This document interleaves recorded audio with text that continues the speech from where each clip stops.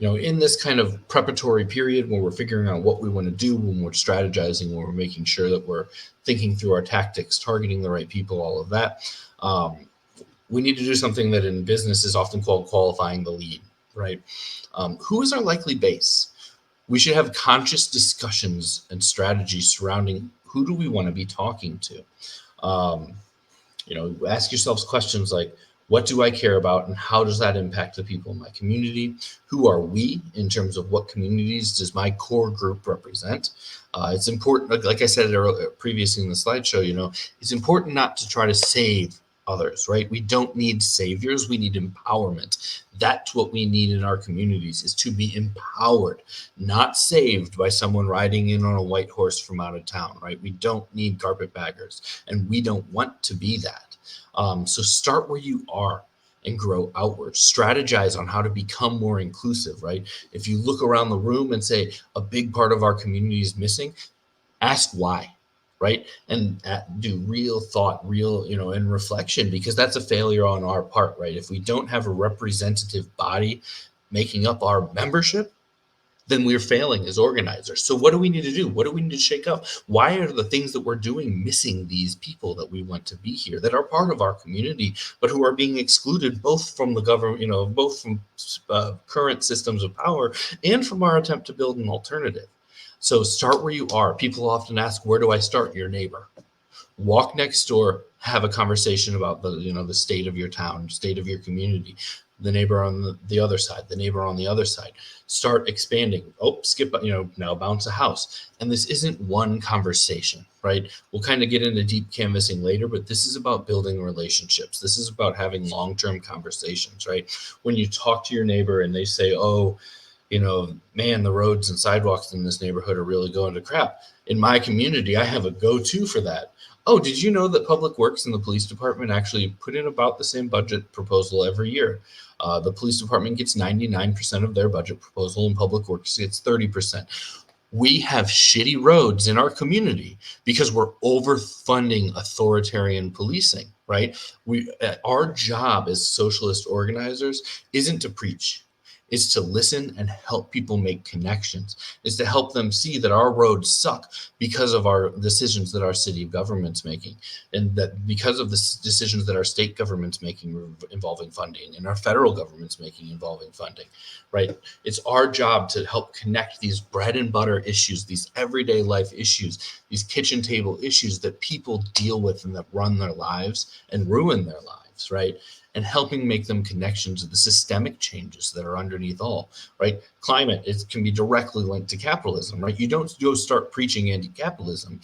You let them walk through the door, and then you kind of turn the light on and say you do, help them see the world for what it is and have that vision of, oh God, I'm already here. You didn't have to turn them. The working class fully understands the oppression and repression of capitalism, even if they've been brainwashed by propaganda and mythology. So who do we want to be represented in an organization?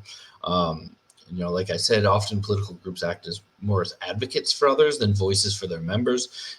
And so we need to change that. And then another big question that gets left out a lot is, who has a material interest in change, right?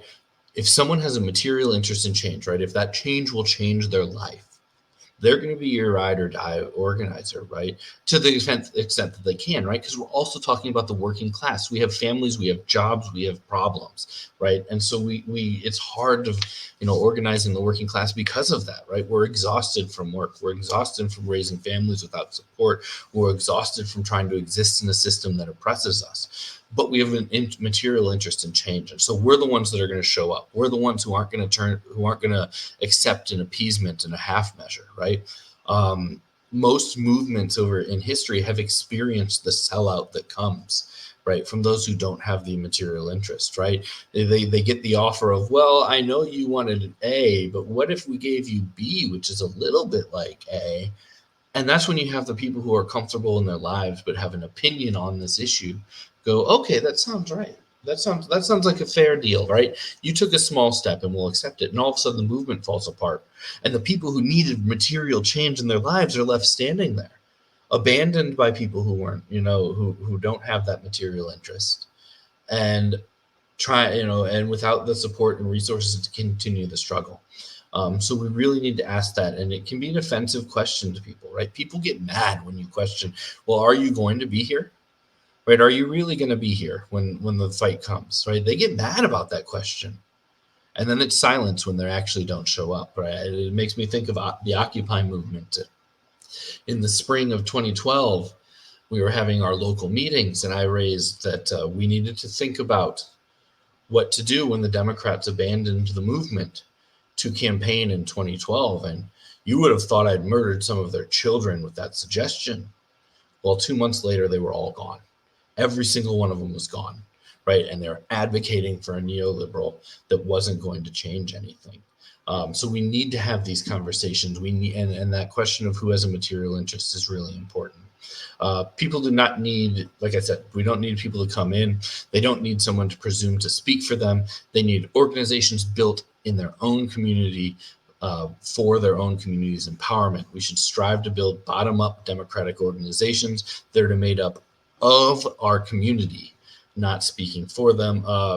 Jose asks where you can find this slideshow and everything. You'll find it in the next couple of days. Up at greensocialist.net/101. So we'll have the slideshow up on Thursday. It'll come out on podcast platforms, and you can find it on YouTube and stuff right now and continuing.